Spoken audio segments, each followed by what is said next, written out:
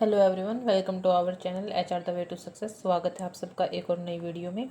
आज की वीडियो जो हमारी रहेगी वो रहेगी इंटरनेशनल ऑर्गेनाइजेशंस यानी कि अंतर्राष्ट्रीय संगठन के ऊपर।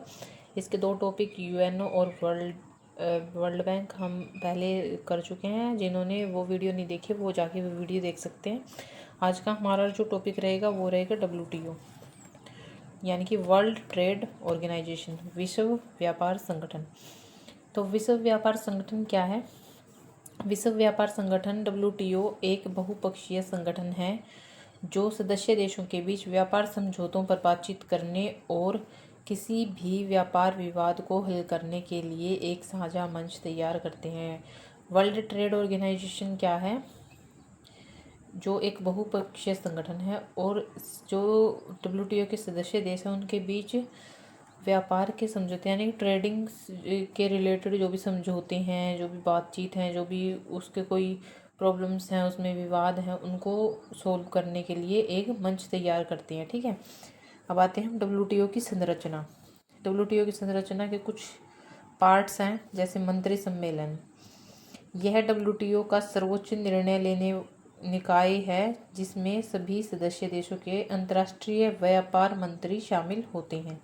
ठीक है, मंत्री सम्मेलन में क्या होता है कि जो सब WTO के सदस्य देश हैं वो अंतर्राष्ट्रीय व्यापार मंत्री सदस्य सारे शामिल होके WTO का सर्वोच्च निर्णय लेते हैं। ठीक है, अभी नेक्स्ट है हमारा सामान्य परिषद। यह मंत्री सम्मेलन के निर्णयों को लागू करता है। सबसे पहले था हमारा मंत्री सम्मेलन, उसमें मंत्री शामिल होकर निर्णय लेते थे। अब सामान्य परिषद में मंत्री सम्मेलन के निर्णयों को लागू करता है और WTO के कार्यों को नियंत्रित करता है।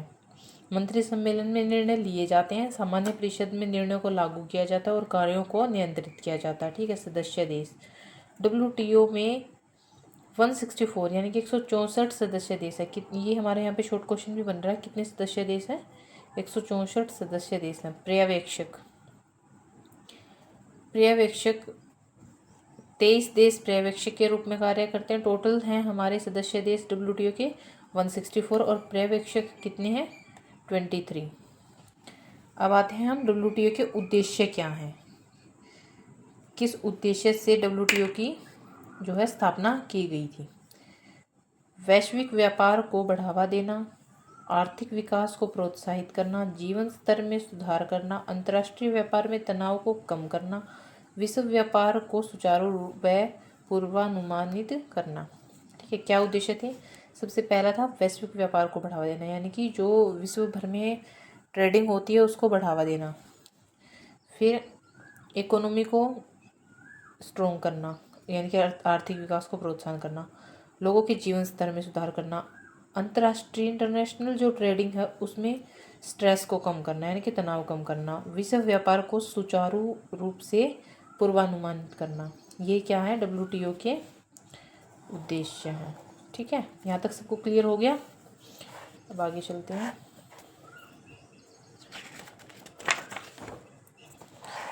WTO के प्रमुख कार्यों पर बात करते हैं। व्यापार समझौतों पर बातचीत करना, व्यापार विवादों को हल करना, विश्व व्यापार के लिए एक कानूनी ढांचा तैयार करना, मुक्त व्यापार को बढ़ावा देना, अंतर्राष्ट्रीय व्यापार को सुचारू रूप से संचालित करना।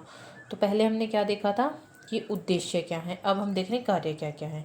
कार्य हैं कि जो ट्रेडिंग से रिलेटेड समझौते हैं उन पर बातचीत करना, मीटिंग करना, जो व्यापार में विवाद होते हैं, झगड़े होते हैं, उनको सोल्व करना, सॉल्यूशन निकालना, विश्व व्यापार के लिए एक कानूनी ढांचा तैयार करना यानी कि अगर लॉस हो गया या कोई फ्रॉड हो गया तो उसके लिए एक कानूनी प्रक्रिया के लिए एक ढांचा तैयार करना, स्ट्रक्चर तैयार करना बहुत ज़रूरी है। अब मुक्त व्यापार को बढ़ावा देना। मुक्त व्यापार को बढ़ावा देने यानी कि कोई मिडल मैन नहीं हो, बिचौलिया कोई नहीं होगा। मुक्त व्यापार को बढ़ावा देना, कोई मिडल मैन नहीं होगा। नेक्स्ट है हमारा अंतर्राष्ट्रीय व्यापार को सुचारू रूप से संचालित करना। जो हमारे इंटरनेशनल ट्रेडिंग है, एक्सपोर्ट इंपोर्ट है, उसको अच्छे ढंग से संचालित करना। ये क्या है? हमारे WTO के कार्य हैं। ठीक है, अब आते हैं WTO के प्रमुख लाभ क्या क्या हैं।